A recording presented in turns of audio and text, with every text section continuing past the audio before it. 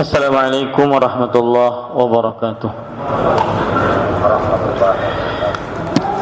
Bismillahirrahmanirrahim. Innal hamdalillah nahmaduhu wa nasta'inuhu wa nastaghfiruh wa na'udzu billahi min shururi anfusina wa sayyiati a'malina. Man yahdihillahu fala mudilla lahu wa man yudlil fala hadiyalah. Wa ashhadu an la ilaha illallah wahdahu la syarikalah wa ashhadu anna Muhammadan abduhu wa rasuluh. Ya ayyuhalladzina amanu taqullaha haqqa tuqatih wa la tamutunna illa wa antum muslimun. Ya ayyuhan nasu taqu rabbakumul ladzi khalaqakum min nafsin wahidah wa khalaqa minha zawjaha wa batha minhuma rijalan katsiran wa nisaa'a wattaqullaha alladzi tasaaluna bihi wal arham innallaha kana 'alaikum raqiba. Ya ayyuhalladzina amanu taqullaha wa qulu qawlan sadida yuslih lakum a'malakum wa yaghfir lakum dhunubakum wa man yuti'illaha wa rasulahu faqad faza fawzan 'azima.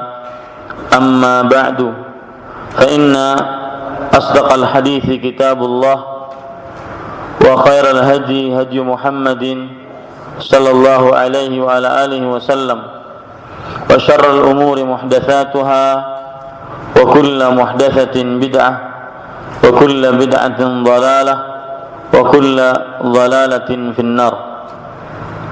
Alhamdulillah, kita bersyukur pada Allah Subhanahu wa taala pada malam Rabu 21 Zulqa'dah 1435 Hijriah ini kita duduk kembali bersama dalam kajian Islam intensif, membaca tuntunan praktis dan syar'i berkurban.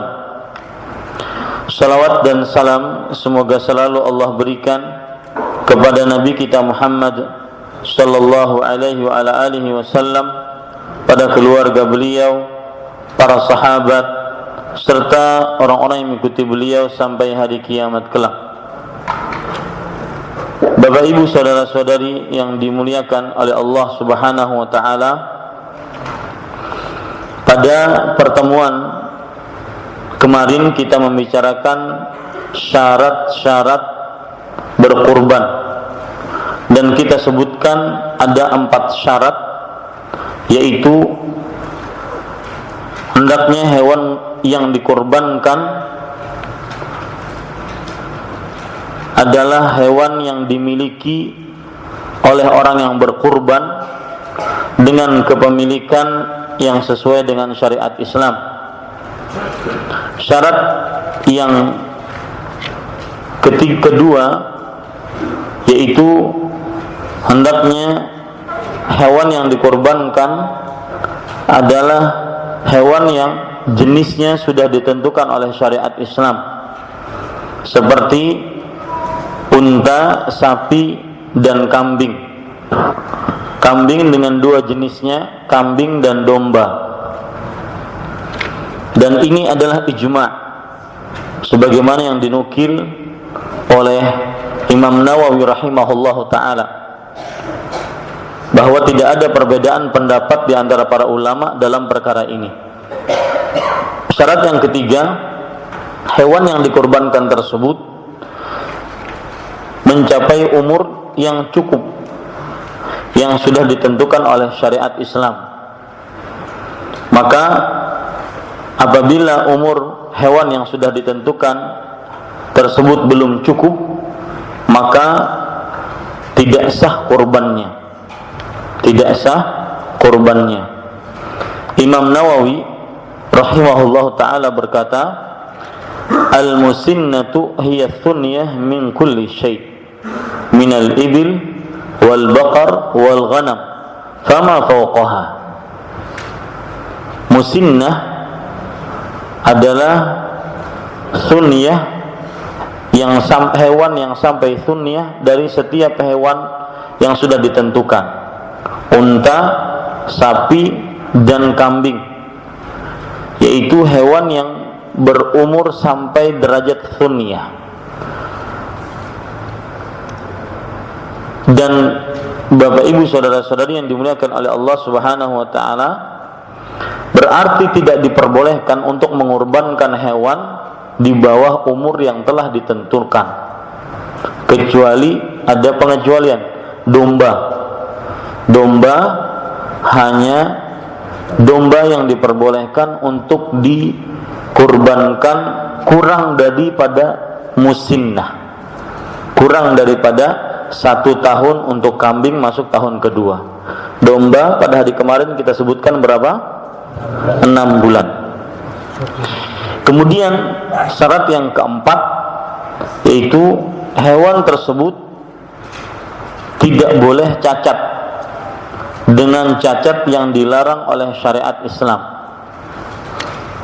Cacat yang dilarang oleh syariat Islam termaktub dalam hadis yang kita baca kemarin, yaitu hewan yang cacat matanya dan jelas kecacatan matanya, hewan yang sakit dan jelas sakitnya, dan hewan yang pincang yang jelas kepincangannya, dan hewan yang kurus, yang sangat kurus, yang tidak menghasilkan daging.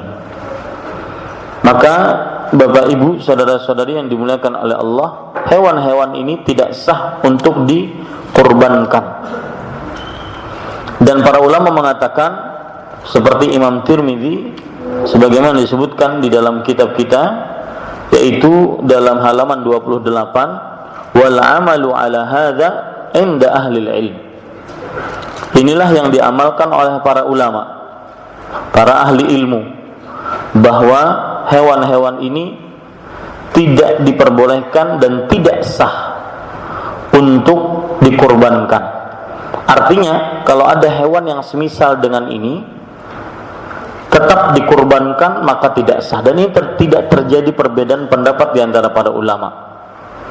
Di antaranya Imam Ibnu Qudamah mengatakan, sebagaimana yang disebutkan dalam kitab beliau Al-Mughni, la na'lamu baina ahli al-ilm khilafan fi annaha tamna'ul ijza.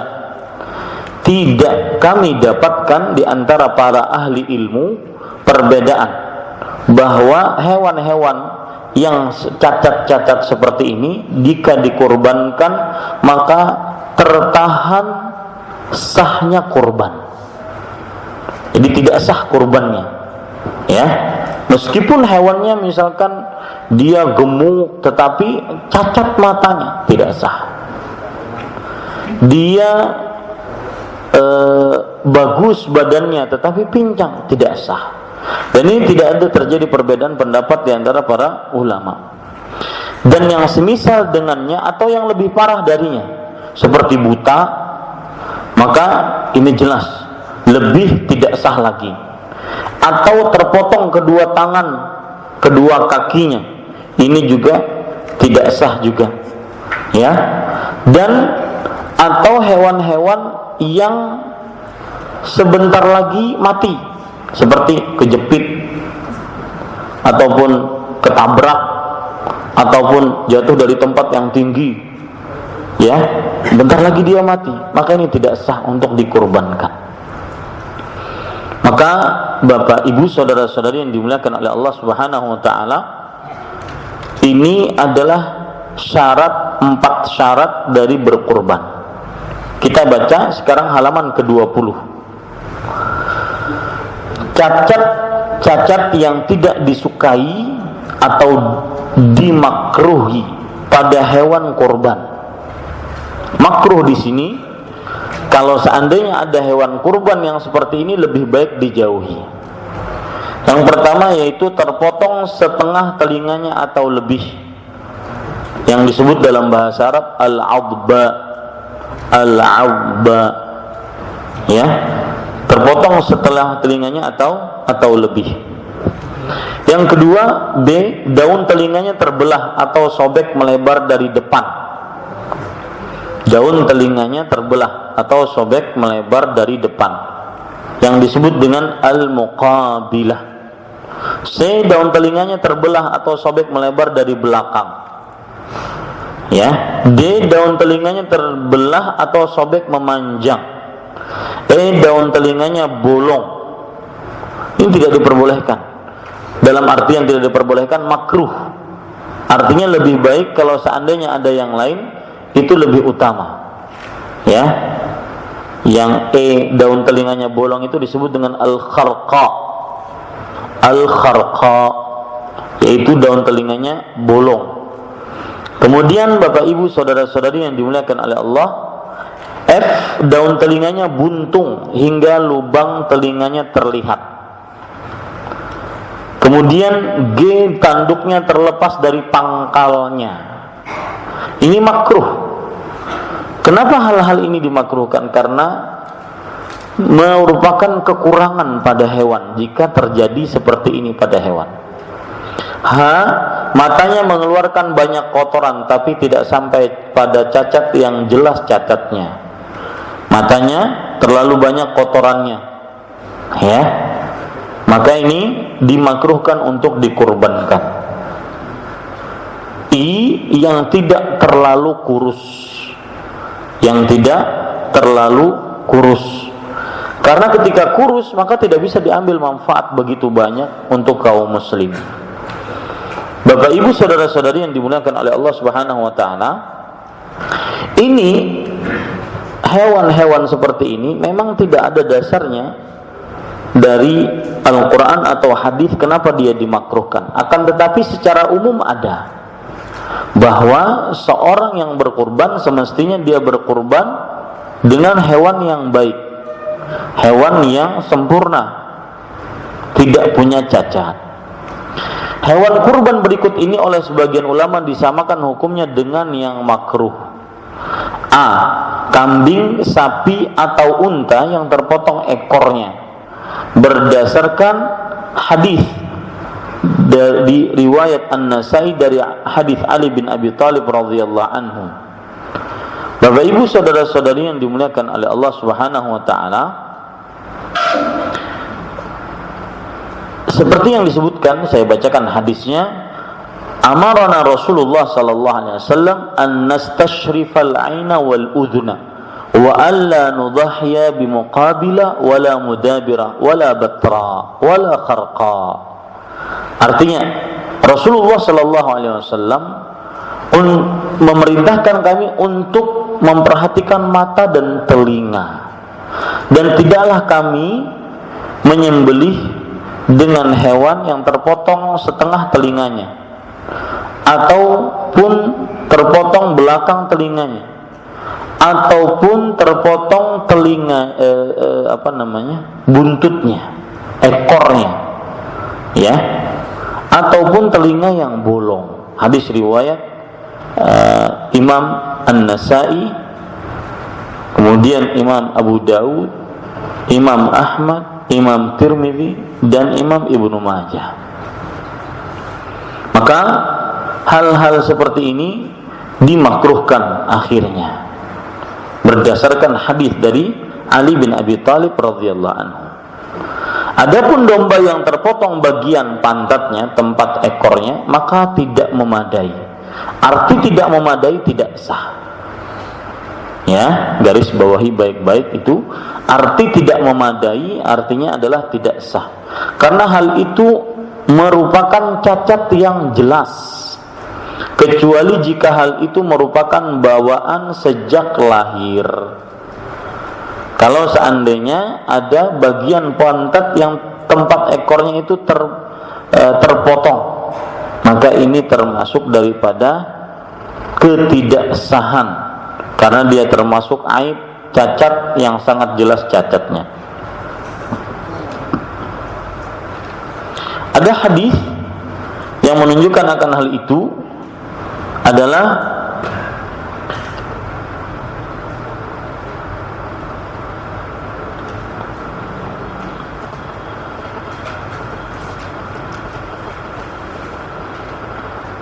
ya, hadisnya sama tadi yang disebutkan oleh Ali bin Abi Thalib radhiyallahu anhu. B. Terpotong hidung atau bibir. Hidung atau bibirnya berdasarkan hadis dari Ali bin Abi Thalib radhiyallahu anhu yang sudah kita baca juga. Halaman 30. C. Yang terpotong batang zakarnya. Adapun yang dipotong kedua buah pelirnya, maka tidak makruh karena dagingnya gemuk dan bagus. Ini yang disebut dengan muja, yaitu yang dikebiri. Ya, karena ini membuat sapi atau kambing tersebut akhirnya menjadi gemuk. Maka ini tidak mengapa. Dan Bapak Ibu, saudara-saudari yang dimuliakan oleh Allah, semua hewan-hewan yang kira-kira terdapat cacat yang tidak terlalu jelas, maka dia makruh hukumnya untuk dikurbankan. Kalau terlalu jelas, maka makruh haram hukumnya dan tidak sah untuk dikurbankan. Sekarang kita membicarakan perkara yang selanjutnya, yaitu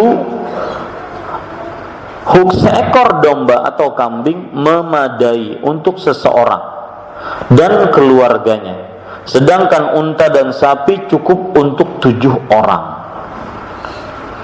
Bapak, Ibu, saudara-saudari yang dimuliakan oleh Allah, maksud dari poin H ini halaman 30 adalah apabila seorang sudah membeli seekor kambing untuk dikurbankan, maka itu sudah mencukupi untuk dia dan keluarganya. Untuk dia dan keluarganya. Adapun jika ada yang ingin membeli kambing dan berpatungan untuk beli kambing sebanyak 7 orang, maka itu juga cukup untuk dia dan keluarganya. Dari yang 7 tadi. Ini maksud dari poin yang H. Kita baca, hal ini berdasarkan hadis Abu Musa Al-Ansari radhiyallahu anhu ketika ditanya tentang kurban di zaman Nabi Muhammad sallallahu alaihi wasallam. Maka beliau berkata, seseorang berkurban dengan seekor domba atau kambing untuk diri dan keluarganya. Dalam bahasa Arabnya, Abu Musa Al-Ash'ari Abu Ayyub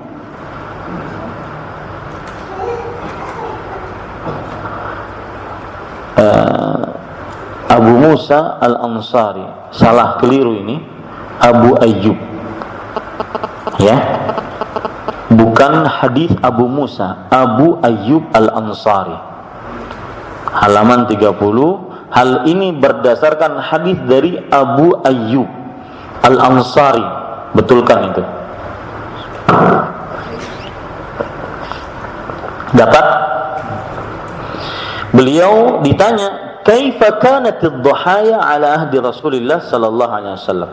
Bagaimanakah hewan dikurbankan di zaman Nabi Muhammad sallallahu alaihi wasallam? Maka Nabi Muhammad sallallahu alaihi wasallam menjawab, kana ar-rajulu yudhahi bisyati anhu wa an ahli baiti. Seseorang berkurban dengan seekor domba atau kambing untuk diri dan keluarganya. Ini perkataan Abu Ayyub Al-Ansari. Fayakuluna wa yut'imuna hatta tabaha an-nas fasarat kama tara.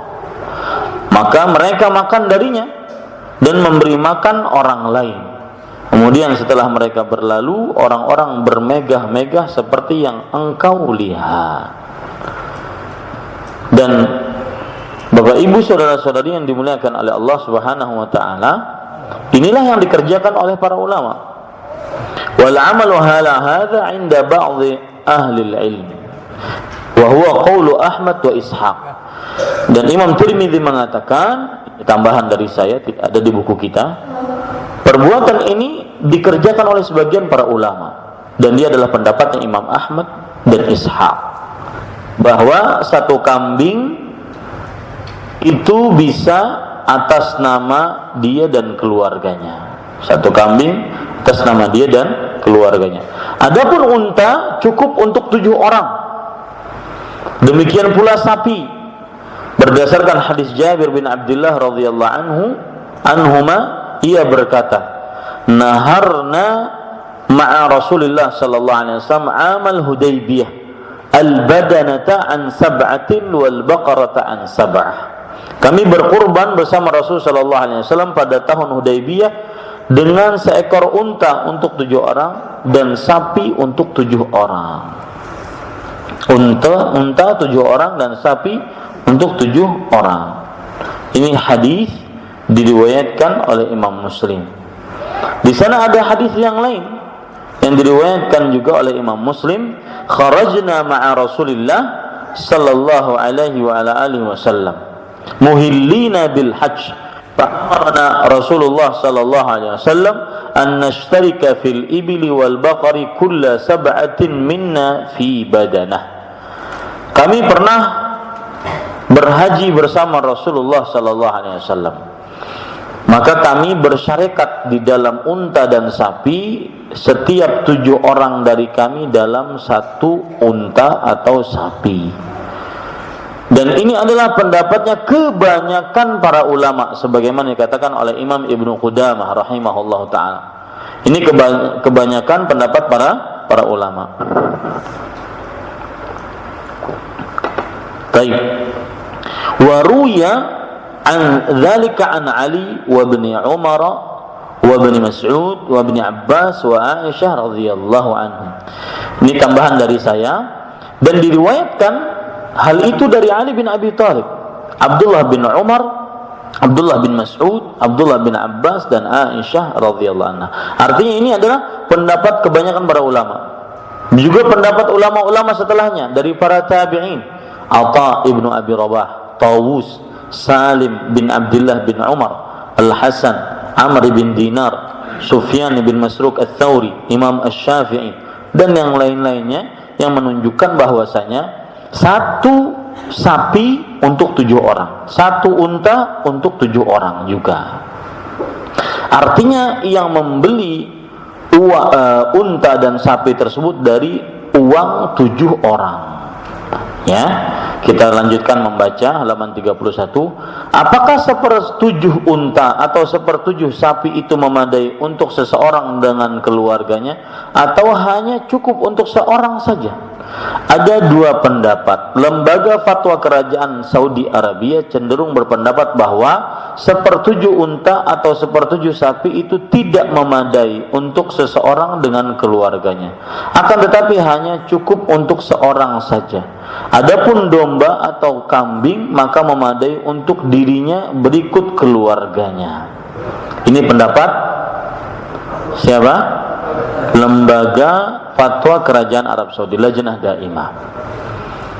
Jadi kalau seandainya ada orang beli kambing 1, itu lebih utama dibandingkan dia berkelompok dengan 1 sapi. Paham maksudnya? Tadi gini, 1 sapi, 1 kambing yang saya beli itu cukup untuk 1 keluarga, untuk dia dan 1 keluarga. Dan ini adalah kebanyakan pendapat para ulama. Baik, sampai sini paham? Jadi kalau saya beli kambing 1, maka itu cukup untuk saya dan keluarga saya. Adapun kalau saya ikut sapi seperti di sini, ya, ikut membeli 1 sapi urunan dengan 7 orang atau dengan 6 orang lainnya, maka terjadi perbedaan pendapat di antara para ulama. Apakah itu cukup untuk saya dan keluarga saya, ataukah cukup untuk saya saja? Maka wallahu a'lam, di sini Lajnah Daimah, lembaga fatwa Kerajaan Arab Saudi mengatakan tidak cukup. Ya, tidak cukup. Ini pendapat pertama. Kemudian beliau menyebutkan perkataan Imam Ibnu Baz rahimahullah ta'ala mengenai memadai tidaknya 1/7 unta atau sapi untuk seseorang berikut keluarganya. Sebagian para ulama tidak berkomentar. Pendapat yang kuat bahwa hal itu memadai bagi dirinya dan keluarganya, karena mereka dianggap seperti individu yang satu. Ya, ini pendapat yang kedua, bahwa apa? Memadai. Jadi yang kita kerjakan sekarang 7 orang 1 sapi, maka Ahmad Zainuddin atas nama Ahmad Zainuddin dan keluarganya, atas nama Bahtiar dan keluarganya, atas nama Pak Robi dan keluarganya, atas nama Pak Arif dan keluarganya, begitu seterusnya. Ini pendapat yang kedua. Pendapat yang pertama bagaimana tadi? Tidak memadai, berarti cuma si fulan tanpa keluarga. Bisa dipahami sampai sini? Ya. Ini Bapak Ibu, saudara-saudari yang dimuliakan oleh Allah Subhanahu wa taala. Wallahu alam, pendapat yang kedua lebih kuat, bahwa meskipun seseorang berurunan pada sapi sampai 7 orang, maka dia sudah mewakili dirinya dan keluarganya. Kenapa? Karena dia dan keluarganya dianggap satu kesatuan. Ya, satu kesatuan. Baik. Permasalahan selanjutnya. Hewan kurban ditentukan statusnya menjadi hewan kurban dengan ucapan seorang muslim, ini untuk kurban. Nah, ini perhatikan, ini permasalahan ketika kita membeli hewan. Ya, ketika kita membeli hewan.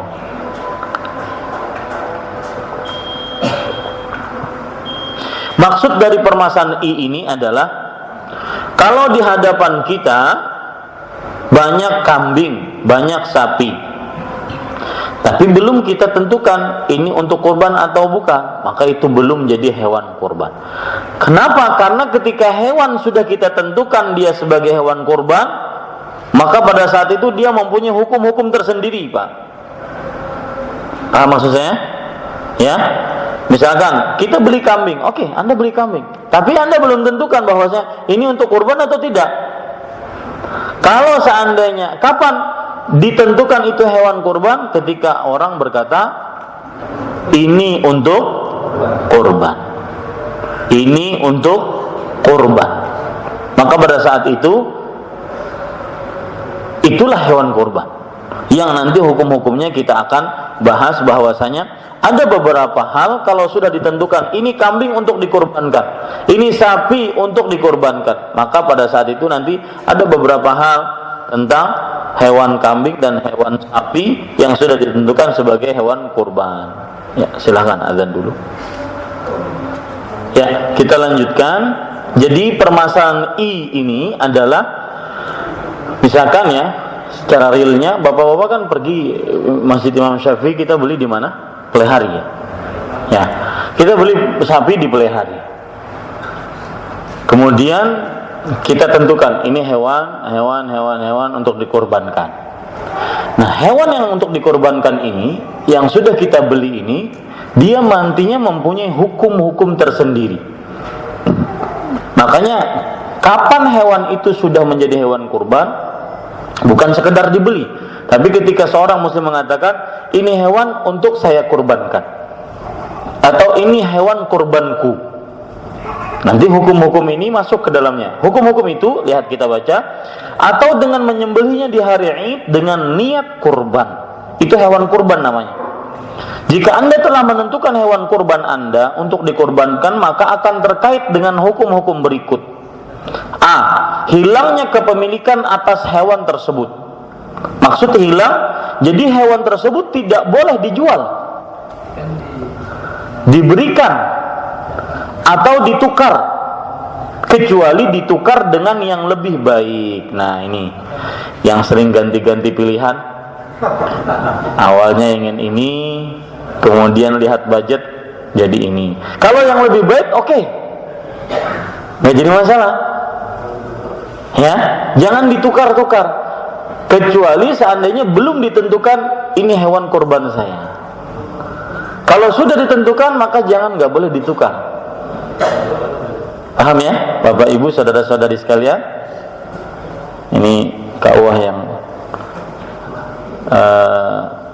yang menjual sapi, dan kita berurusan dengan orang-orang yang dikenal oleh beliau.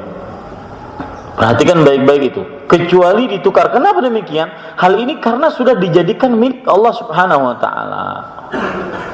Ya. B, tidak boleh dipergunakan secara mutlak. Apa maksudnya tidak boleh dipergunakan secara mutlak? Maka tidak boleh dipekerjakan di ladang pertanian untuk menggarap sawah.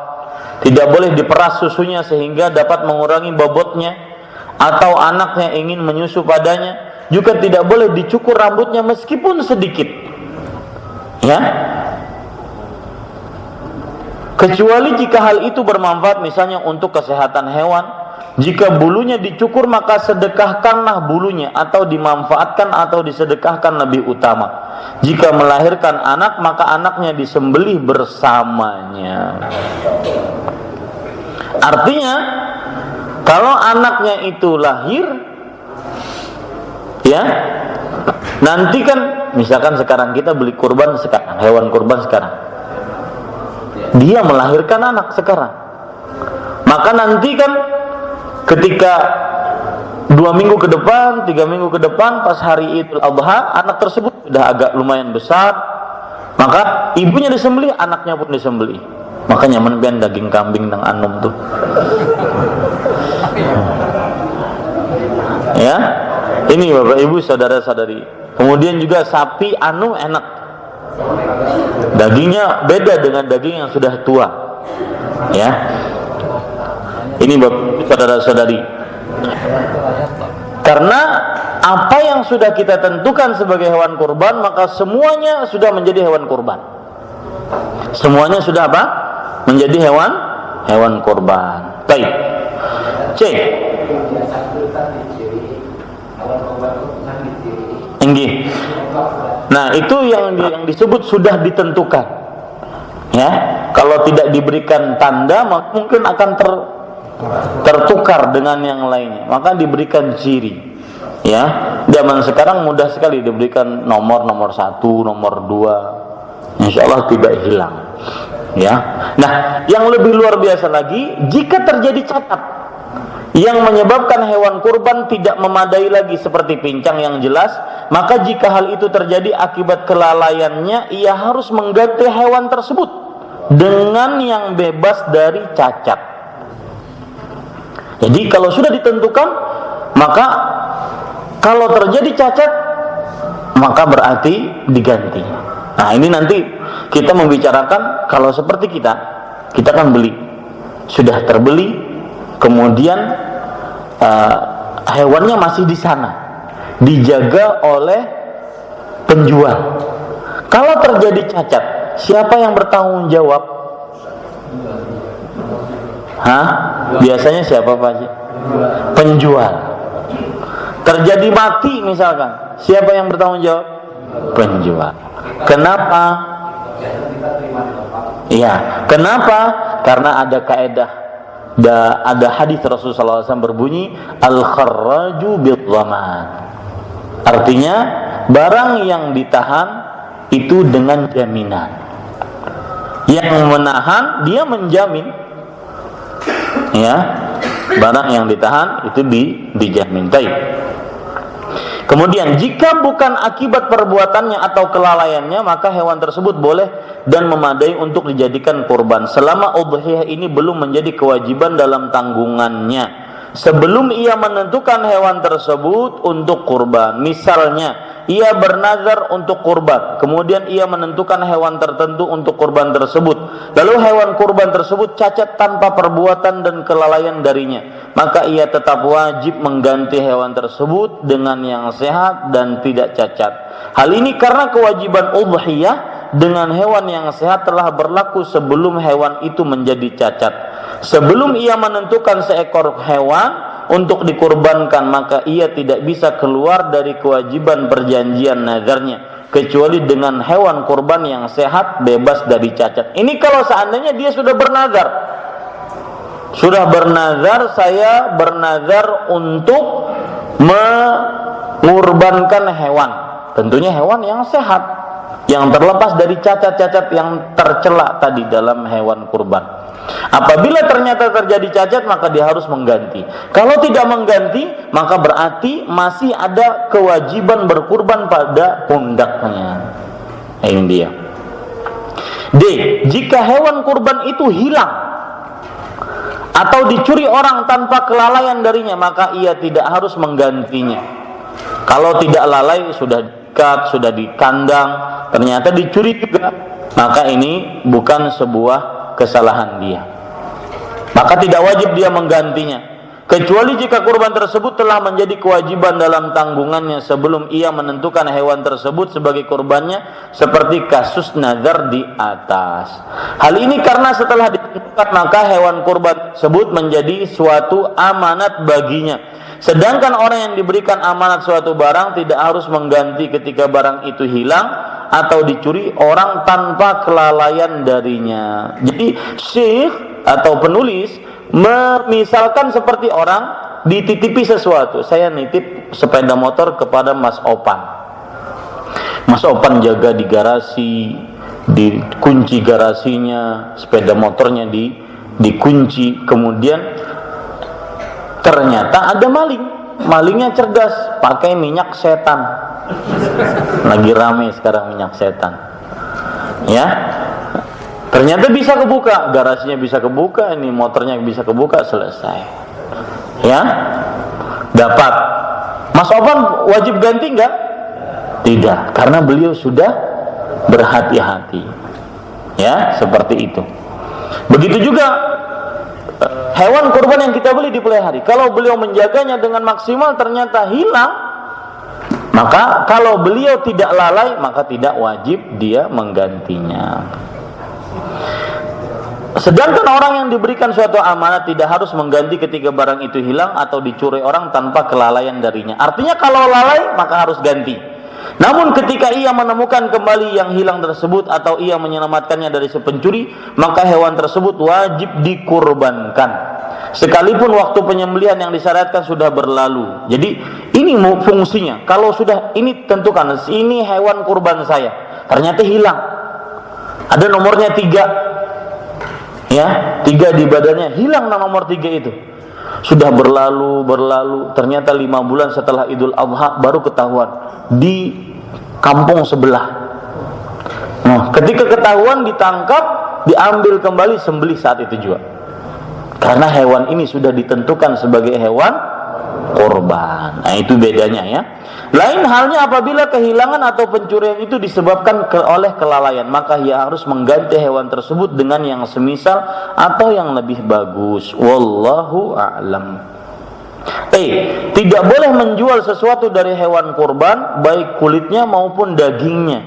Jika seseorang disewa untuk menyembelih kurbannya, maka orang yang menyembelih tersebut tidak boleh diberi upah dari kurban tersebut. Hal ini berdasarkan hadis dari Ali bin Abi Thalib radhiyallahu anhu. Ia berkata, Rasulullah sallallahu alaihi wasallam memerintahkan aku untuk mengurus daging kurban, mensodakohkan dagingnya juga kulitnya, dan aku diperintahkan untuk tidak memberikan upah kepada penyembelih yang diambil dari sebagian kurban. Ali bin Abi Thalib radhiyallahu anhu berkata, kami memberikan upah tersebut dari uang kami sendiri. Bahasa Arabnya, amarani Rasulullah sallallahu alaihi wasallam an aquma ala badani wa an atasaddaqa bilahmiha wa juludiha wa ajallatiha wa alla u'tiyal jazzar minha. Jagal, tukang jagal itu dalam bahasa Arab jazzar. Ya. Wa qala nahnu nu'tihi min indina. Aku diperintahkan oleh Rasul sallallahu alaihi wasallam untuk mengurus hewan kurbannya, untuk mensedekahkan dagingnya, kulitnya, dan aku tidak memberi upah kepada tukang jagal sedikit pun darinya. Dan kami memberi upah dari uang kami sendiri. Ya, tidak boleh diberi upah jagal-jagal tersebut. Maka kebiasaan di masyarakat yang membawa kepalanya, betul ya? Kepala ini tidak boleh. Sebagai upah tidak boleh. Ya. Kalau seandainya kita beri hadiah maka apa? Maka kita bukan sebagai upah, tapi sebagai apa? Sebagai hadiah. Ini para ikhwan yang dirahmati oleh Allah Subhanahu wa taala. Ya, kita salat dulu, nanti kita lanjutkan. Wassallallahu nabiyana Muhammad walhamdulillahi rabbil alamin. Bismillahirrahmanirrahim. Alhamdulillahirabbil alamin. Wa sallallahu wa sallam wa baraka ala abdihi wa rasulihi nabiyina Muhammad wa ala alihi wa sahbihi ajma'in. Amma ba'du. Alhamdulillah, kita bersyukur pada Allah Subhanahu wa taala dengan petunjuknya dan kemudahan darinya kita bisa melaksanakan sholat Isya secara berjamaah, dan selanjutnya kita melanjutkan kajian untuk membaca buku tuntunan praktis dan syar'i berkurban. Bapak Ibu saudari yang dimuliakan oleh Allah Subhanahu wa taala, itulah 5 hukum dari hewan-hewan yang sudah ditentukan sebagai hewan kurban. Tidak diperbolehkan keluar daripada 5 hukum tersebut. Tidak diperbolehkan keluar daripada 5 hukum tersebut. Kemudian, ibu-ibu, bapak-bapak, saudara-saudari yang dimuliakan oleh Allah, kita membaca halaman yang ke-36. J. Orang yang berkurban disyariatkan makan dari sebagian daging kurbannya dan mensodakohkan yang lainnya. Perlu diketahui bahwa setiap hewan yang disembelih karena bukan sebuah kesalahan, maka diperbolehkan untuk dimakan. Seperti akikah. Dia adalah hewan yang disembelih karena kelahiran anak. Yang kedua yaitu udhiyah, hewan kurban, hewan yang disembelih karena Idul Adha. Yang ketiga yaitu hadyu, hewan yang disembelih karena menaikkan ibadah haji tamattu. Maka hewan-hewan ini disembelih karena sebuah ibadah dan sebuah kesyukuran, bukan karena sebuah kesalahan. Maka darinya boleh kita memakan daging yang disembelih tersebut dari hewan yang sudah kita sembelih tadi.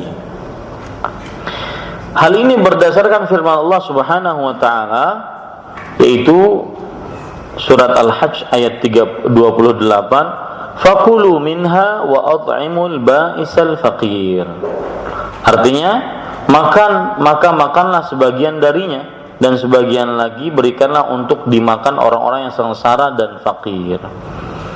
Yaitu hewan-hewan yang dikurbankan tersebut boleh dimakan. Dari Abdullah bin Waqid radhiyallahu anhu disebutkan, "Fakulu waddakhiru wa tasaddaqu wa fi lafdhin kulu wa tazawwadu." Makanlah, simpanlah, dan sedekahkanlah. Nah, ini berarti sepertiga. Sepertiga dimakan, sepertiga disimpan, sepertiga disedekahkan. Dalam lafaz yang lain, kulu wa tazawwadu, makanlah dan berbekallah. Arti berbekallah di sini adalah digunakan untuk bekal ketika dalam bepergian ataupun sebagai bekal. Dari Jabir bin Abdullah radhiyallahu anhuma, ia berkata, "Kunna natazawwad luhumal dhahi ala ahdi Rasulillah sallallahu alaihi wasallam ilal Madinah." Kami menjadikan daging kurban sebagai bekal di zaman Rasulullah sallallahu alaihi wasallam untuk perjalanan ke kota Madinah. Wa qala ghaira marrah luhumal hadi. Ia pun tidak hanya sekali mengatakan daging hadiyu. Artinya apa? Sahabat ketika berhaji, haji kan di kota Mekah, dan ketika berhaji menyembelih hewan hadiyu.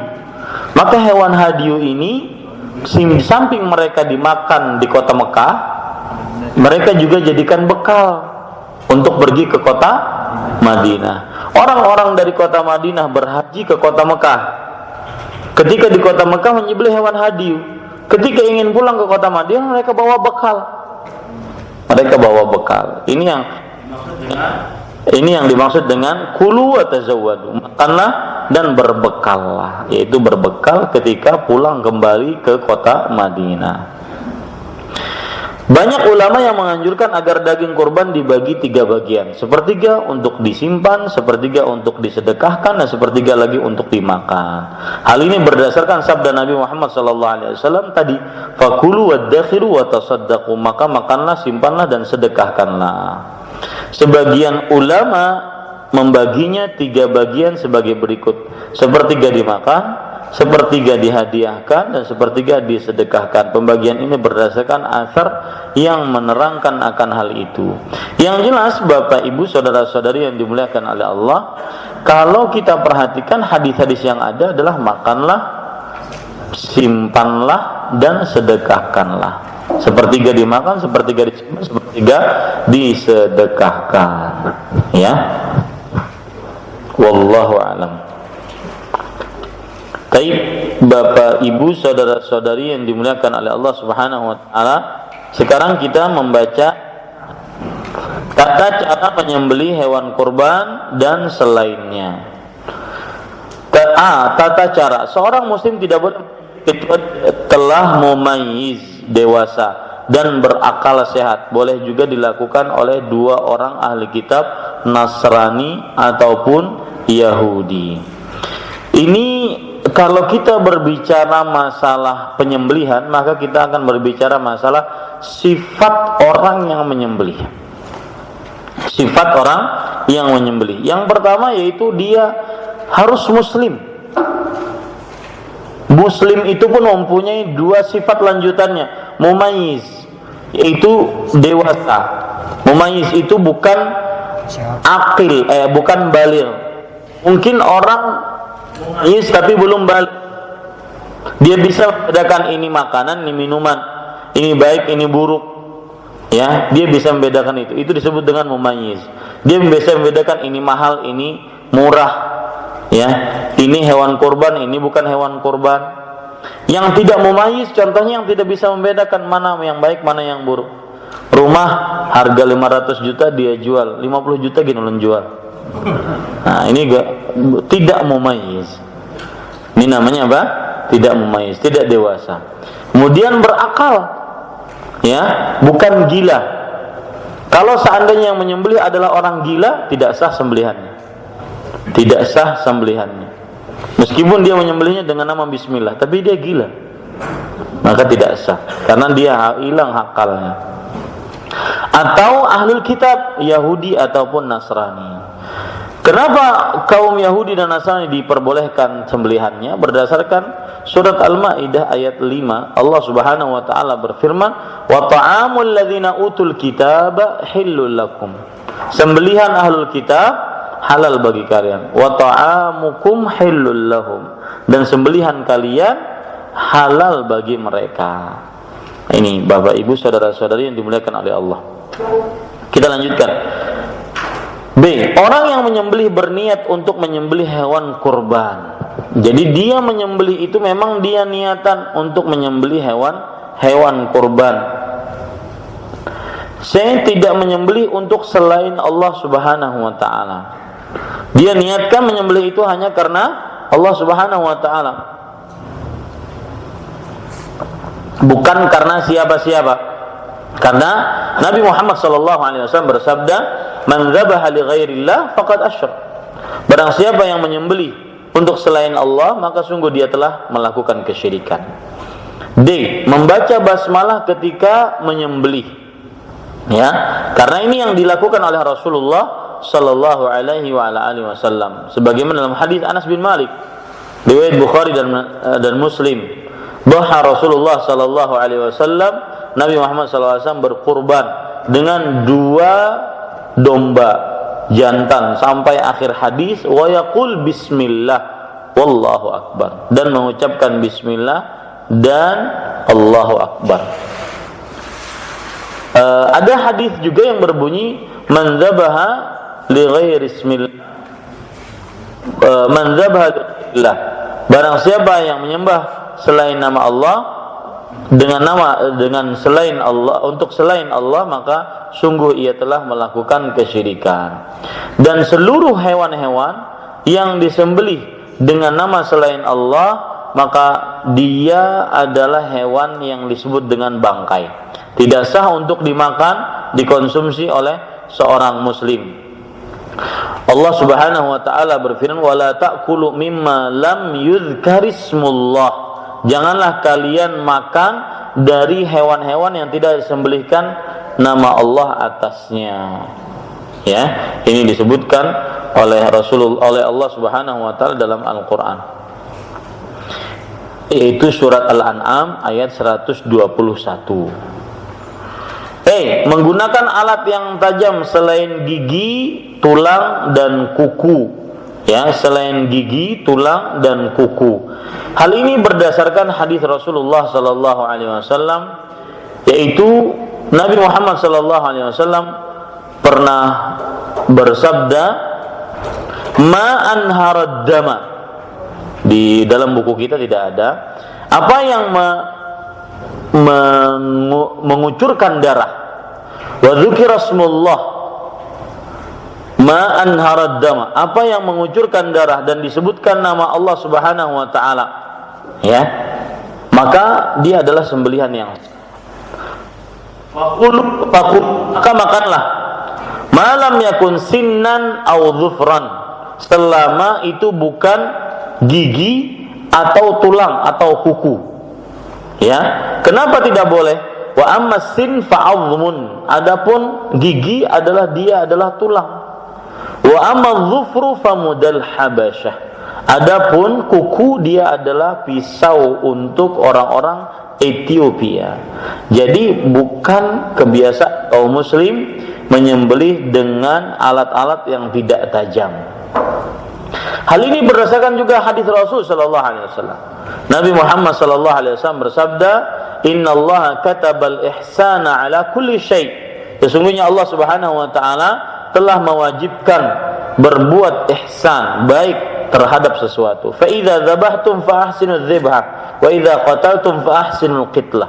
Jika kalian menyembelih, maka sembelihlah dengan baik. Jika kalian membunuh, bunuhlah dengan baik. Wal yuhidda ahadukum syafratahu wal yurih dhabihatahu. Nah ini, hendaklah pisau kalian itu dipertajam dan disegerakan menyembelih. Ya, kalau menyembelih disegerakan, jangan sedikit-sedikit. Ya, nih rasakan, rasakan. Takulibit dulu sedikit, waktu diangkat. Ini tidak benar, ya. Wal yurih dhabihatahu. Menumpahkan darah di tempatnya, bagian leher, yaitu maksudnya menyembelihnya di tempatnya, ya. Jangan masih hidup, ya, dipotongi dulu batisnya, ya. Nah, ini penyiksaan, karena kita diperintahkan untuk berbuat baik pada setiap sesuatu sampai menyembelih hewan. G. Penyembelihannya diizinkan oleh syariat Islam. Artinya, para ikhwah sekalian, penyembelihan yang dimaksudkan diizinkan oleh syariat Islam adalah penyembelihan yang karena memang disyariatkan dalam Islam, seperti menyembelih untuk kurban, untuk akikah, untuk hadiu, atau menyembelih hewan-hewan untuk memuliakan tamu dan semisalnya. Wallahu alam. B. Yang harus diperhatikan oleh seseorang yang akan berkurban. Ini yang kita bicarakan sekarang adalah yang harus diperhatikan oleh orang yang ingin berkurban. Memilih hewan kurban yang sempurna, karena Nabi Muhammad SAW melakukannya. Memilih hewan kurban yang sempurna, itu yang dilakukan oleh Rasul SAW.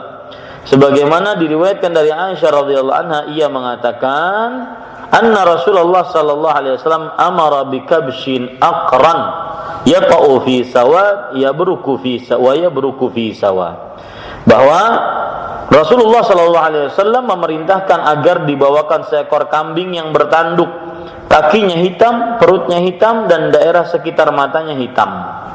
Ini hewan yang baik, ya, menunjukkan bagusnya hewan tersebut. Kambing tersebut didatangkan kepada beliau sallallahu alaihi wasallam untuk dijadikan kurban. Beliau bersabda kepada Aisyah radhiyallahu anha, "Halummi al-mudyah." Bawakan golok ataupun pisau untuk menyembelih. Kemudian beliau sallallahu alaihi wasallam bersabda, "Ishhadhiha bihajar." Artinya asahlah pisau atau golok tersebut dengan batu. Kemudian Nabi Muhammad SAW menyembelihnya, kemudian berdoa, Bismillah, Allahumma taqabbal min Muhammadin wa ali Muhammad wa min ummati Muhammadin thumma dhaha bihi. Dengan menyebut nama Allah, ya Allah terimalah dari Muhammad dan keluarga Muhammad dan dari umat Muhammad sallallahu alaihi wasallam. Kemudian beliau menyembelih hewan kurban tersebut. Kemudian Bapak Ibu saudara-saudari yang dimuliakan oleh Allah, dari Anas bin Malik radhiyallahu anhu ada riwayat lain. Nabi Muhammad sallallahu alaihi wasallam mengucapkan bismillah wallahu akbar. Ini bukan sekedar bismillah saja, tetapi ada apa? Wallahu akbar. Dan dua riwayat ini boleh. Ya, dengan menyebut nama Allah, Allah Maha Besar. Pilihlah yang gemuk dan baik. Yaitu kita diperintahkan dalam syariat untuk memilih yang gemuk dan baik, bukan sekedarnya. Makanya ya disebutkan di dalam riwayat Bukhari dari Abu Umamah ibn Sahal, beliau berkata, kunna nusamminul udhiyata bil Madinah wa kana al muslimuna yusamminun. Kami menggemukkan hewan kurban di kota Madinah dan kaum muslimin pun pada waktu itu menggemukkan hewan kurban. Jadi yang gemuk, yang baik, karena termasuk mengagungkan syiar Allah dan dia tidak menerima kecuali yang baik-baik. Sebagaimana yang sudah disebutkan, innallaha thayyibun la yaqbalu illa thayyiban. Sesungguhnya Allah itu maha baik dan tidak menerima kecuali yang baik-baik saja. Baik, Bapak Ibu saudara-saudari yang dimuliakan oleh Allah. B. Berbuat ihsan baik pada hewan kurban. Ingat, yang kita bicarakan sekarang adalah adab orang yang berkurban. Ya, berbuat ihsan yaitu berbuat baik pada hewan kurban. Di antaranya menyembelih dengan golok yang tajam dan digunakan dengan kuat dan cepat, sehingga sembelihan tidak menderita terlalu lama. Sebagaimana yang sudah kita sebutkan tadi, bahwa Bapak Ibu saudara-saudari yang dimuliakan oleh Allah, ketika kita menyembelih maka menyembelihnya dengan berbuat baik. Ya, dalam hadis misalkan yang saya bacakan tadi, hadis riwayat Muslim, innallaha katabal ihsana ala kulli syai' fa idza qataltum fa ahsinul qitlah wa idza dzabhtum fa ahsinudz dzibha wal yuhidda ahadukum syafratahu falyurih dzabihatahu. Sesungguhnya Allah telah menuliskan perbuatan baik atas setiap sesuatu. Jika kalian membunuh maka perbaikilah pembunuhan. Jika kalian menyembelih maka perbaikilah sembelihan kalian. Dan salah seorang di antara kalian hendaklah menajamkan pisaunya dan mensegerakan sembelihannya. Ini para ikhwah sekalian dirahmati oleh Allah. Ada riwayat yang lain diriwayatkan oleh Imam Ahmad, idza dzabaha ahadukum falyujhiz.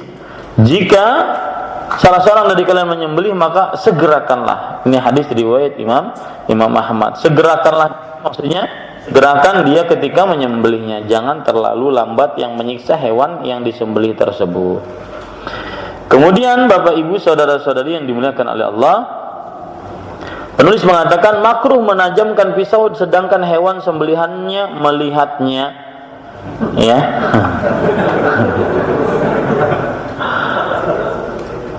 Dalam hadis riwayat Imam Ahmad tadi, ya, dari Abdullah bin Umar radhiyallahu anhu, beliau berkata, amaran Nabi sallallahu alaihi wasallam bihaddis shifar wa an tuwara 'anil bahaim.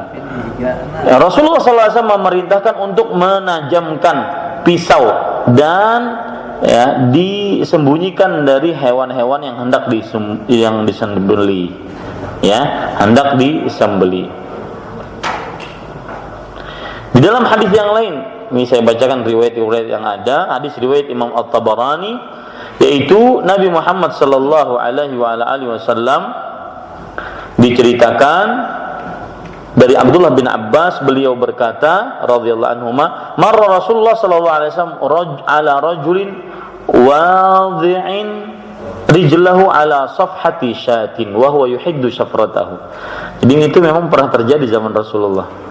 Jadi Nabi Muhammad SAW pernah melewati seorang dia berdiri, kakinya di pipinya kambing, sambil dia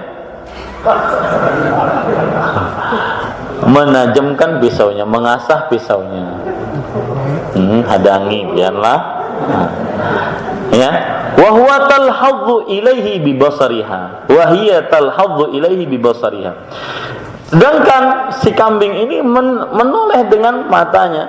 Oh my, itu sekalinya.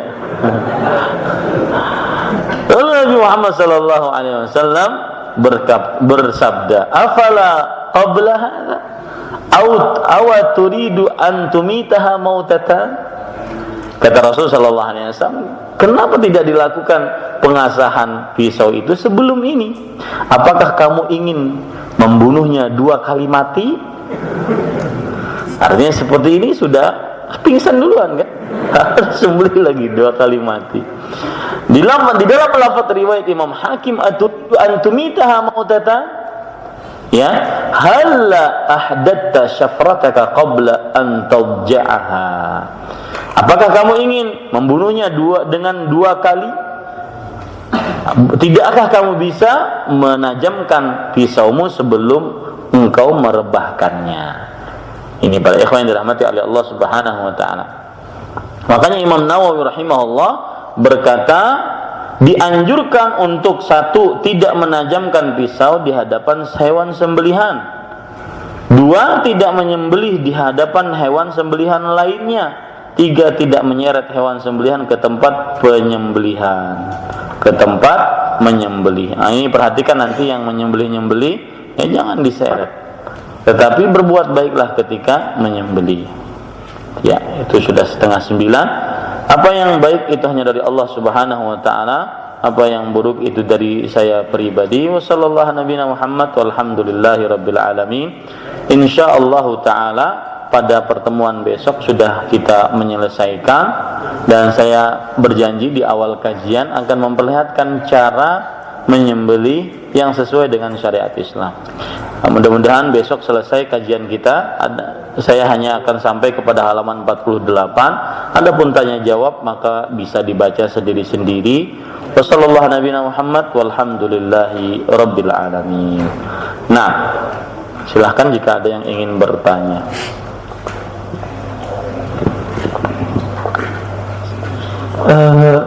Bertanya di halaman 33 poin C, Ustaz. Ya. Di situ kan mohon penjelasannya lagi, saya kurang mengerti. Di situ kan ada jika bukan akibat perbuatannya maka boleh untuk dijadikan kurban. Tapi bila bernazar maka tetap diganti hewan kurban tersebut. Iya. Maksudnya penjelasannya gimana? Terus Maksudnya gini. 2 lagi. Terus saya pernah mendengar kalau unta itu untuk 10 orang. Apakah ada hadisnya? Ya. Dan kemarin penjelasan yang berkurban boleh dari fajar, ada perbedaan pendapat itu. Dari apa? Dari waktu fajar kemarin. Apakah itu juga ada hadisnya? Karena penjelasan Ustaz kemarin kan hadisnya jelas bahwa berkurban itu setelah sholat Idul Adha itu. Ya, pertanyaan yang pertama ya di halaman 33. Ini apabila terjadi cacat.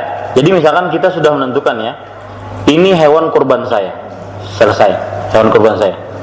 Kemudian baik dipegang masih dalam pemeliharaan penjualnya atau kita. Nah, jika terjadi cacat pada hewan yang sudah kita tentukan ini, kalau karena kelalaian kita, maka harus diganti dengan semisalnya atau yang lebih baik dari. Kalau bukan karena kelalaian kita, artinya sudah kita jaga sehingga tidak cacat, ternyata cacat, maka tidak perlu kita menggantinya, kecuali kalau kita sudah bernazar. Saya bernazar bahwa saya akan berkurban dengan hewan ini, maka harus digantikan dengan hewan yang lain, meskipun kita tidak lalai. Nah, begitu. Paham? Meskipun kita tidak lalai. Jadi intinya pada lalai atau tidak lalai. Tetapi kalau sudah bernazar meskipun tidak lalai, tetap diganti yang cacat tadi. Wallahu a'lam. Kemudian pertanyaan selanjutnya itu tentang unta 10. Maka hadisnya lemah ini. Yang kuat adalah 7. Ya, sebagaimana dalam hadis Jabir bin Abdullah radhiyallahu anhuma. Ya, unta 10 hadisnya lemah. Artinya yang membeli unta dari 10 orang duitnya, maka ini hadisnya lemah. Kemudian yang ketiga yaitu berkenaan dengan waktu. Ya, tidak ada hadis. Lalu ulama yang berpendapat itu dengan pendapat apa? Mereka berpendapat dengan logika mereka bahwa dengan selesai sholat subuh atau masuk waktu subuh itulah hari Idul Adha. Sedangkan penyembelihan dimulai dari hari Idul Adha. Itu dalil mereka. Tapi sudah kita kuatkan pendapat bahwa menyembelih hewan kurban itu dimulai dari setelah sholat Idul Adha, setelah khatib berkhutbah. Nah. Ya Ustaz, pertanyaan via WhatsApp. Assalamualaikum Ustaz. Waalaikumsalam. Saya Syamsul Arifin ingin bertanya, semisal seorang TKI ingin berkurban, alangkah baiknya seperti apa? Apakah dia berkurban di negara tempat dia bekerja atau berkurban di negara asalnya? Terima kasih. Asal hukum berkurban di mana si pekurban berada. Asal hukumnya seperti itu. Karena kan nanti dia akan memberikan karena dia termasuk sunnahnya adalah menyembelih sendiri. Otomatis ini tidak bisa dilaksanakan kecuali ketika dia berkurban di mana dia tinggal. Ketika dia tinggal misalkan di Arab Saudi untuk bekerja atau di mana-mana, maka dia berkurban di kandangan misalkan, otomatis dia tidak bisa mengerjakan sunnah tersebut. Maka seperti yang saya sebutkan tadi, asal berkurban di tempat di mana ia tinggal. Tetapi jika ada keperluan dipindah penyembelihan kurbannya ke negara lain yang memerlukan terutama, maka ini juga tidak mengapa, diperbolehkan. Karena satu maslahat yang dikejar tadi, yaitu ingin memberikan manfaat kepada sesama kaum muslim yang membutuhkan. Wallahu a'lam. Nah, Assalamualaikum Ustaz. Apalagi di zaman sekarang, zaman modern sekarang, sembelih di tempat di mana kita berkurban, di mana kita berada. Dan di zaman sekarang kan daging kurban bisa dijadikan kornet, dijadikan macam-macam, ya.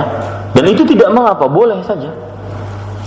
Karena satu dan lain hal, keperluan mendesak harus dipindah ke negara yang membutuhkan.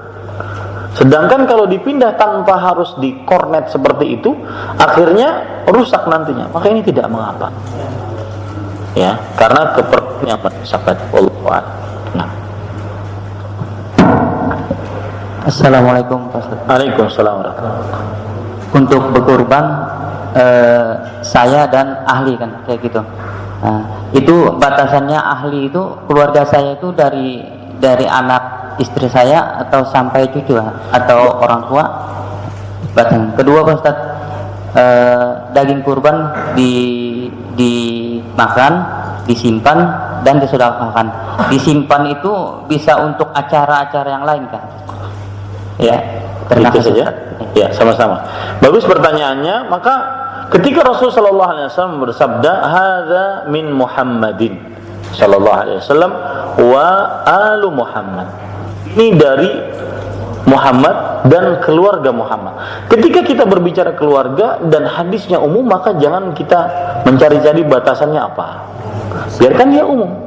Untuk keluarga kita, bahkan para ulama menyatakan seperti Imam Ibnu Utsaimin rahimahullah, ulama besar di Arab Saudi yang hidup abad ke-15 Hijriah ini, yang sudah meninggal sekitar belasan tahun yang lalu. Beliau mengatakan bahwa berkurban atas orang yang sudah meninggal caranya seperti tadi. Kita kambing atau ikut sapi, ya, pada 1/7 dari sapi tersebut, maka kita niatkan untuk diri kita dan keluarga kita. Keluarga kita ini maksudnya adalah yang masih hidup, yang sudah meninggal. Siapapun yang ada hubungan dengan keluarga kita. Maka jangan batasi rahmat Allah Subhanahu wa taala. Ketika tidak ada batas, jangan dibatasi. Ini satu. Yang kedua yaitu untuk disimpan. Disimpan ini apakah bisa digunakan untuk misalkan mengundang orang pada waktu-waktu yang lainnya, acara yang lainnya, misalkan digunakan untuk walimahan atau digunakan untuk yang lain-lainnya, ya boleh saja. Misalkan bapak menyimpan kemudian dijadikan daging kambing goreng, mau apa? Boleh saja. Ya, wallahu a'lam. Nah, tafadhal. Assalamualaikum. Oh ya. Ya. Tafadhal. Assalamualaikum. Waalaikumsalam warahmatullahi wabarakatuh. Mengenai ini yang makruh pada hewan kurban yang terpotong, di penjual-penjual tertentu ada yang menciri hewan kurban yang kita pilih itu dengan memotong bagian telinga atau tanduknya. Itu gimana itu? Ya, makasih. Ya. Maka Allahu a'lam, jika itu dipotong dengan sengaja, asalnya sehat, maka tidak mengapa. Karena sebagai sebuah tanda. Ya, sebuah tanda. Yang kita bicarakan ini pada asalnya dia seperti itu.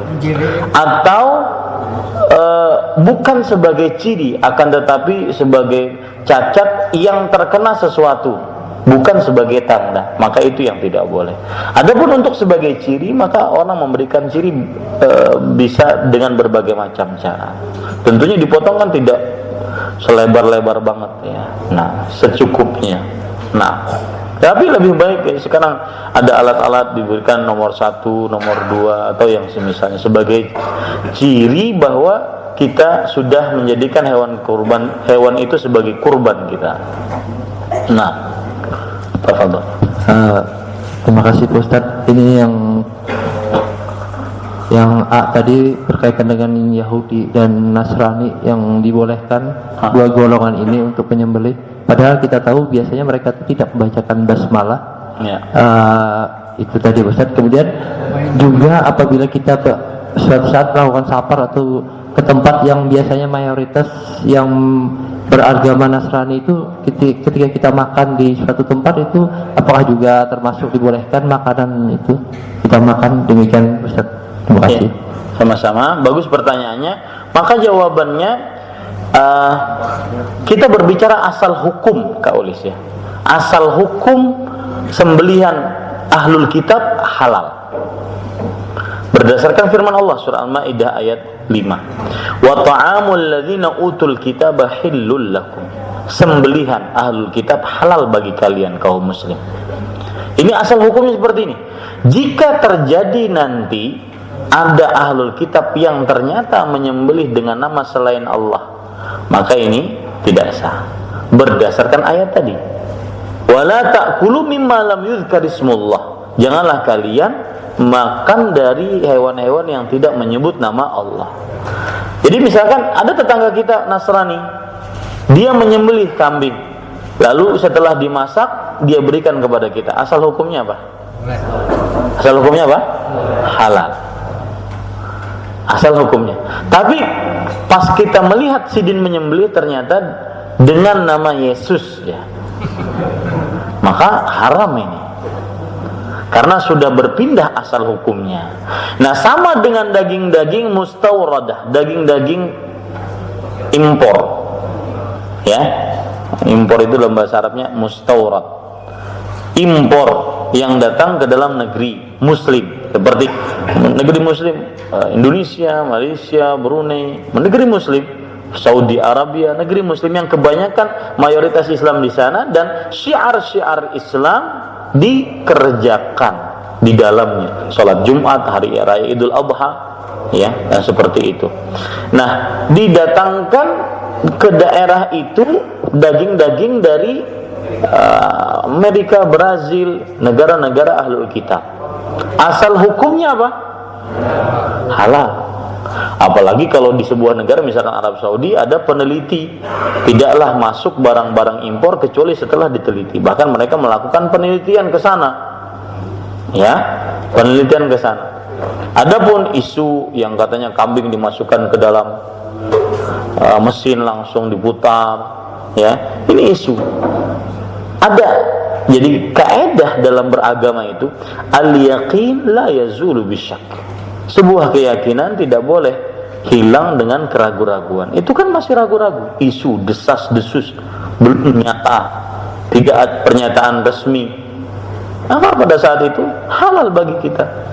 Jangan mempersulit diri sendiri. Saya harus beli ayam kampung, ayam Brazil kada mau. Ya, kalau itu sikap kehati-hatian boleh, tetapi sampai mengharamkan maka ini tidak diperbolehkan. Ya, seperti itu. Apalagi misalkan di sana ada taktik-taktik bisnis. Disebutkan isu untuk agar warung ayam goreng sebelah sini jadi jatuh. Nah, ini isu bisnis. Ya, maka jangan terlalu percaya yang seperti itu. Seorang muslim itu tidak mudah percaya dengan desas-desus, dan itu dibenci oleh Allah. Rasulullah SAW bersabda, Innallaha kariha lakum thalathan. Sesungguhnya Allah membenci pada kalian 3 hal. Qila wa qala wa kathratus su'al wa idha'atul mal. Artinya desas-desus, katanya begini, belum pasti. Orang muslim itu punya keyakinan teguh. Tidak boleh dia dalam perkara ombang-ambing, sedikit sana, sedikit sini, tidak. Tapi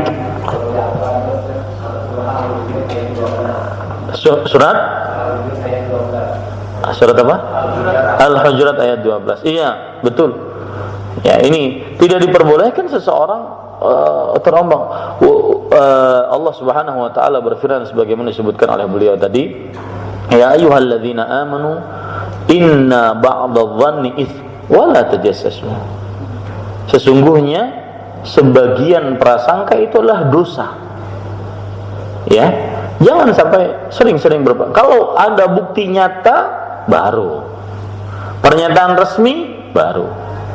Adapun desas-desus sama seperti sekarang berita ini, berita itu, berita ini, maka tinggalkan. Ambil yang yakin, tinggalkan yang tidak yakin. Ya, kembali ke permasalahan tadi. Jadi asal hukumnya seperti itu. Selama kita tidak tahu mereka menyembelih dengan nama selain Allah. Kalau ada tahu menyembelih dengan nama selain Allah, maka pada saat itu haram untuk makannya. Sama juga kalau seandainya kita diberi makanan oleh kaum Nasrani Yahudi, asal hukumnya halal. Dan itu yang terjadi di zaman Rasulullah. Wahai Rasulullah, kami mendapati makanan sembelihan dari kaum Nasrani Yahudi. Maka apakah kami makannya? Kata Rasul sallallahu alaihi wasallam, "Samillah wa kulu." Makanlah.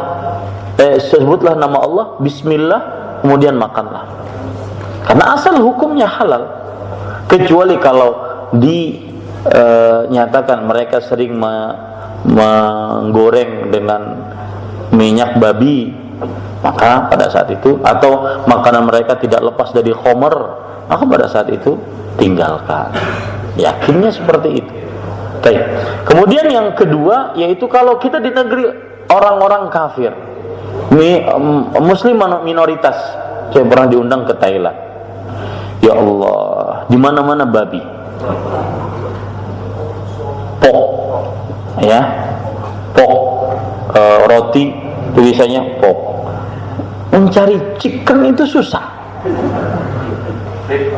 ya, atau beef susah sekali, daging, dan tentunya baunya beda, ya. Kalau seorang muslim tidak suka bau babi, dan itu memang sudah yang ditabiatkan oleh manusia, oleh Allah Subhanahu wa taala kepada seorang muslim. Nah, pada saat ini kita harus hati-hati, dan disinilah hadis yang berbunyi, ana bari'un mimman ya'ishu baina dhahranail musyrikin. Aku berlepas diri dari orang-orang yang hidup di tengah orang-orang musyrik. Tanpa ada keperluan dia hidup di sana, kenapa dia tidak pindah bersama kaum muslim? Makan makanan yang halal, bisa berjamaah, bisa mengerjakan salat Id, bisa Jumat, ya, bisa mengerjakan syiar Islam dengan leluasa, ya. Maka kalau seperti ini hati-hati, tidak boleh asal masuk, ya. Dan sebagian kadang-kadang bahkan sampai menulis halal, maka itu pun harus ditanya. Kalau mereka bercampur antara satu rumah makan itu bercampur, di sini makanan orang kafir tapi juga menyediakan yang halal, maka ini perlu dipertanyakan. Cari yang benar-benar halal. Kalau perlu hanya ikan saja, seafood. Kenapa? Karena orang mengatakannya, you are as you eat. Apa yang kamu makan, itulah kamu. Jadi sifat yang kita makan, maka sifat seperti itu. Yang suka kambing, ya seperti itu sifatnya.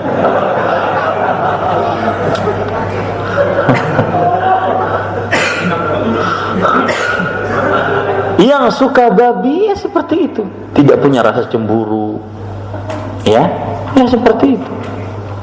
Ini pada ikhwas sekalian. Yang suka yang halal kambing itu halal maksudnya. Yang suka, maka sifatnya seperti itu, tidak akan menyukai yang haram-haram. Ya, bukan berarti dia seperti kambing, bukan. Jangan dimasukkan ke dalam hati, masukkan ke dalam kantong aja. Ini Bapak Ibu saudara-saudari yang dimuliakan oleh Allah. Jadi hati-hati kalau seandainya kita di negara mayoritas kafir, apalagi kafirnya itu bukan ahlul kitab, musyrik, bukan ahlul kitab, ya, bukan Nasrani, bukan Yahudi, maka hati-hati, karena sembelihan orang musyrik tidak halal bagi seorang muslim. Wallahu a'lam. Nah, Ustaz, seringkali kalau biasanya pada waktu Idul Kurban itu, ketika sapi itu awalnya terlihat sehat, ketika disembelih dan dagingnya dibagi-bagi, ditemukan di beberapa cacing, ya, maksudnya cacing di hati. Apakah ini masuk dalam kategori sapi yang cacat atau ya, yang diharamkan atau seperti apa, Ustaz? Iya, bagus pertanyaan. Saya pernah bertemu dengan seorang dokter hewan. Ini langsung praktisi hewan sapi, dia khusus sapi di Surabaya waktu itu. Beliau mengatakan sudah lazim pada hewan sapi ada cacing-cacing pada hatinya atau jantungnya. Itu sudah lazim dan dagingnya sehat. Ya, dagingnya sehat. Jadi jangan heran nanti kalau seandainya ada mendapati, kita lihat sapinya sehat, ternyata di dalamnya memang ada cacing-cacing. Ya, jadi itu tidak menutup bahwasanya daging tersebut tetap halal dan cukup dibersihkan dan bukan termasuk cacat yang tidak disahkan untuk dimakan. Wallahu a'lam. Nah,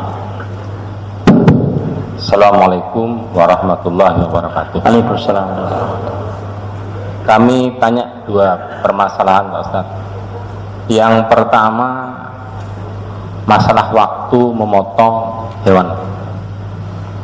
Ini yang terjadi dan pengalaman di Arab Saudi. Ketika kita melaksanakan ibadah haji, hari tasyrik itu kan kita masih di Mina. Dan pada saat itu kalau jamaah itu tidak bisa kita terpisah dengan jamaah yang lain. Iya. Sehingga pemotongan hewan dam itu dilaksanakan setelah hari tasyrik. Setelah hari tasyrik. Nah, yang saya tanyakan, sahkah itu? Iya. Satu. Nah, yang kedua, kebiasaan jamaah kita itu bahkan sebelum melaksanakan wukuf di padang Arafah itu sudah menyembelih dam dulu. Ya. Itu yang ada dan pengalaman di saat pelaksanaan ibadah haji. Kemudian pertanyaan yang kedua berkaitan dengan niat. Nah, Niat menyembelih hewan. Kalau diniatkan dalam rangka bahaul, nah itu kan menurut saya bukan karena Allah, karena haul jenazah seseorang. Ya. Bagaimana itu hukumnya? Dagingnya. Terima kasih. Assalamualaikum warahmatullahi wabarakatuh. Waalaikumsalam warahmatullahi wabarakatuh. Bagus pertanyaannya, perhatikan baik-baik. Yang pertama yaitu penyembelihan hewan dam. Di sini sebenarnya ini yang saya jelaskan, nanti juga saya akan jelaskan hari Rabu ketika live Roja TV. Ini salah satu kesalahan yang sering terjadi di tengah jamaah haji, yaitu sebagian orang tidak paham bahwasanya ketika orang menaikkan ibadah haji tamattu, maka yang disembelih itu adalah hewan hadiyu, bukan sebagai hewan dam. Karena dam itu identik dengan kesalahan. Adapun hadiyu karena bersyukur, karena telah melaksanakan ibadah, dua ibadah besar dan berat dalam waktu yang berdekatan, umroh dan haji. Dalam waktu yang berdekatan, maka dia bersyukur dengan menyembelih hewan hadiyu. Jadi yang disembelih itu adalah hewan hadiyu. Kalau sudah kita bisa membedakan itu adalah hewan hadiyu bukan kurban, maka hewan hadiyu boleh disembelih selama kita masih berada di kota Mekah, meskipun sudah lewat masa waktu haji. Selama kita berada di kota Mekah, meskipun sudah lewat masa waktu haji, maka kita boleh menyembelihnya. Yang ingin ditegaskan juga adalah bahwa seorang yang menunaikan ibadah haji tamattu diwajibkan atasnya menyembelih hewan hadiyu, dan tidak diwajibkan atasnya menyembelih hewan kurban. Bedakan dua itu, ya. Yang mengerjakan haji tamattu dia wajib menyembelih hewan apa? Hadiyu. Adapun hewan kurban dia beli lagi. Tidak boleh itu disatukan. Paham maksud saya? Bisa dipahami ini? Tidak boleh disatukan. Dan itu bukan hewan kurban, tapi itu adalah hewan hadiyu. Ini untuk orang-orang yang mengerjakan ibadah haji. Bisa dipahami. Nah, adapun permasalahan yang kedua tanyakan, yaitu menyembelih hewan hadiyu sebelum wukuf. Allah berfirman di dalam Al-Quran, hatta yablughal hadiyu mahillah, sampai hewan hadiyu ke tempat penyembelihannya. Artinya tidak boleh menyembelih hewan hadiyu sebelum waktunya dan tidak sah. Maka ini kesalahan jamaah haji, ya. Orang-orang yang haji tamattu diwajibkan untuk menyembelih hewan hadiyu sesudah berhaji, sesudah wukuf dari Arafah, mabit di Muzdalifah, kemudian tanggal 10-nya baru menyembelih hewan hadiyu. Sebelum itu tidak boleh dan tidak sah.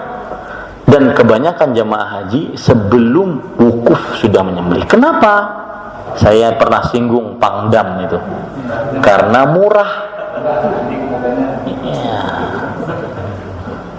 Sudah murah, itu pun tidak disembelih berataan. Dikumpulkan duitnya. Ketika ingin mana kambing-kambing kami? Sini pian. Kita sewa bis, duit pulang nyewa bis. Ya kan? Pokoknya dipreteli orang jamaah haji itu. Duit nyewa bis itu duit tuh. Kemudian aturan nyewa bis mungkin 600 real atau 200 real atau 400 real, ya. Kalau satu bis itu 45 kursi, maka kalau 10 real saja sudah 450. Belum diambil setiap orang 20 real. Macetnya. Nah, 800 untungnya. Kalau satu bis, kalau 10 bis, satu kloter ingin melihat, satu kloter berapa jumlahnya? 400 satu kloter. Ternyata yang dilihat pun bukan sembelihan kloter itu. Tunang kambing pian, tunang kambingnya itu bujur kambing, kambingnya nampun pian. Ustaz kayaknya pengalaman benar. Padahal nggak ada pernah. Cuma tahu dari kisah-kisah yang memang orang-orang bergerak di bidang itu. Karena Kalau ada orang mempunyai slogan musim haji, khidmatul hujjaj syarafun lana, berbakti kepada jamaah haji itu adalah kemuliaan bagi kita, ada orang menipu jamaah haji itu adalah kebahagiaan bagi kita. Ada orang seperti itu, dipreteli habis-habisan. Ya, ini dosanya berlipat-lipat ya para ikhwah sekalian. Belum lagi membadalkan haji. Tentunya badal haji itu untuk satu orang. Zaman mahasiswa dulu disebut haji subrumah. Haji subrumah. Karena memang hadisnya tentang subrumah. Makanya ada orang berkata kadang-kadang kepada saya, "Din, ada subrumah enggak?" Nanya, haji badal ada enggak? Karena banyak kenalan-kenalan dari orang-orang, kadang tidak main badal haji dari Indonesia karena bayarnya rupiah. Badal haji dari Eropa bayarnya euro. Ini niatnya sudah beda. Ya. Badal haji sekarang haji di Arab Saudi yang biasa, yang pakai bis, yang ONH biasa itu sekitar 7.000 8.000. Kali 3 berapa? 8.000 kali 3 24 juta. Ya, 24 juta rupiah. Itu haji biasa. Ini ada orang buka, silahkan badal haji, saya menerima 1.000 real. Di mana dia tinggal? Makan pakai apa? Wukuf di mana? Ya, ini tidak benar. Hati-hati makanya membadalkan haji. Ya, Sidin tinggal di Mekah 20 tahun. Bukan ukuran. Ini para ikhwan yang dirahmati oleh Allah Subhanahu wa taala. Ada pertanyaan, pemimpin perusahaan mengorbankan salah seorang karyawannya atas nama salah seorang, seakan ulun mengorbankan salah seorang karyawannya tadi. Sekalinya atas nama salah seorang karyawan tersebut. Secara bergiliran pertanyaannya, sahkah kurban karyawan tersebut? Iya, sah. Berarti dia dapat sumbangan hadiah dari seseorang dan dia kemudian mengatasnamakan dirinya. Sah saja ini. Bolehkah menyampaikan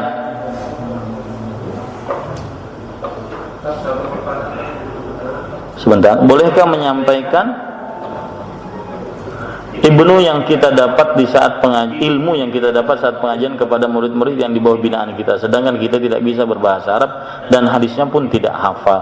Maka jawabannya, tuntut ilmu yang banyak, baru setelah itu kita sampaikan. Kalau seandainya kita ingin menyampaikan juga, maka sampaikan yang kita bisa paham saja. Ya, adapun sampai masuk kepada permasalahan-permasalahan fikih yang mendalam atau akidah yang mendalam, maka ini perlu guru yang benar-benar paham dalam Al-Quran dan Sunnah Nabi Muhammad SAW. Tadi apa? Satu lagi tentang kalau seandainya seorang menyembelih untuk selain Allah, intinya dia nyembelih untuk selain Allah atau tidak? Ketika dia menyembelih untuk Allah, maka kalau seandainya menyembelih untuk Allah, itu untuk Allah. Kalau seandainya tidak menyembelih menyembelih untuk selain Allah, maka bukan untuk selain Allah. Maka bukan untuk Allah berarti. Ya. Kalau kita lihat orang yang bahaul, ya, apakah dia menyembelih untuk selain Allah? Maka saya kira tidak. Dia menyembelih untuk Allah. Cuma ya digunakannya untuk keperluan hal-hal yang belum ada contoh Rasul sallallahu alaihi wasallam. Ya, dia menyembelih, makanya pilihannya itu halal. Kalau diberi kita makanan halal. Tapi kalau seandainya nanti ada perkataan, katanya yang seperti itu tidak ada contohnya, tapi pas dibari mau aja sih Din. Atau ada lagi yang luar biasa, orang menolak, tidak mau, mengatakan tidak juga tidak bisa, akhirnya dia hadir tapi berdiam aja. berdiam, tapi pas giliran makan paling pembanyaknya. Maka kalau seperti ini, ya, kalau terjadi fitnah, ya, ada perkataan-perkataan seperti itu boleh ditolak. Tapi asal hukumnya halal. Makanan itu halal. Sebagaimana seorang muslim memberikan hadiah kepada kita, halal. Karena dia menyembelihnya itu karena Allah. Cuma tujuannya untuk perayaan itu. Bukan berarti dia menyembelihnya untuk selain Allah. Orang yang kalau Bapak ingin tahu menyembelih untuk selain Allah, misalkan menyembelih untuk saji,